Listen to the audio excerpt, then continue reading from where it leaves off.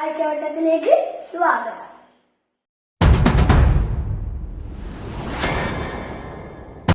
ഈ ആഴ്ചയിലെ പ്രധാന വാർത്തകൾ പരിശോധിക്കാം.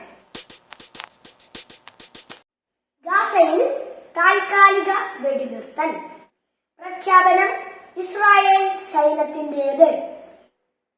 മംഗാഫ് തീപിടുത്തം. കുവൈറ്റ് സർക്കാർ 12 ലക്ഷം നഷ്ടപരിഹാരം നൽകും. ദേശീയ വാർത്തകൾ. രാജ്യം ബലിപെരുന്നാൾ ആഘോഷിച്ചു. ആശങ്ക ഒഴിഞ്ഞു. സുനിത വില്യംസ് 26-ന് മടങ്ങിയെത്തും.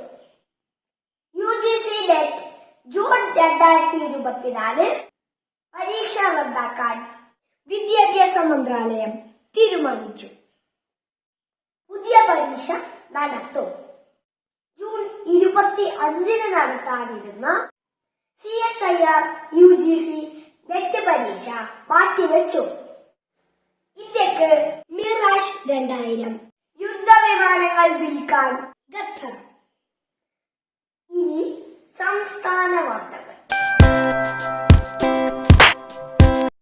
കൊട്ടിയൂർ ഉത്സവം സമാപിച്ചു. തൃശൂരും പാലക്കാട്ടും തുടർ ഭൂചലനം.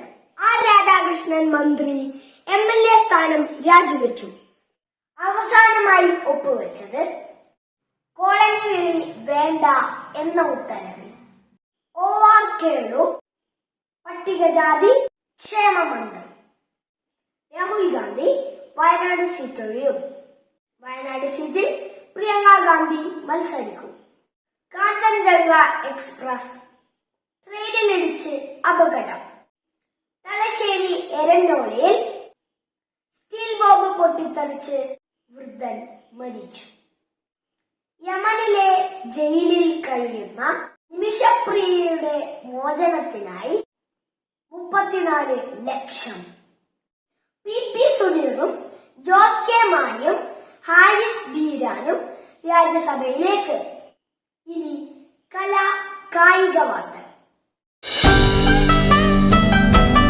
ഇന്ത്യയുടെ വനിതാ അമ്പെയ്ത്തുകാരി അങ്കിത ഭഗത്തിന് പാരീസ് ഒളിമ്പിക്സ് യോഗ്യത. എംബാപ്പയ്ക്ക് പരിക്ക്, ആശങ്കയിൽ. 2020 ക്രിക്കറ്റ് ലോകകപ്പിൽ ഇംഗ്ലണ്ടിന് 8 വിക്കറ്റ് ജയം. നിവിൻ പോളി ചിത്രം മലയാളി ഫ്രം ഇന്ത്യ ജൂലൈ 5 മുതൽ OTT. സൂപ്പർ 8 തുടങ്ങി. ആഴ്ചവട്ടം ഇതോടെ അവസാനിക്കും. പുതിയ വാർത്തകളുമായി അടുത്ത ആഴ്ച വീണ്ടും കാണാം.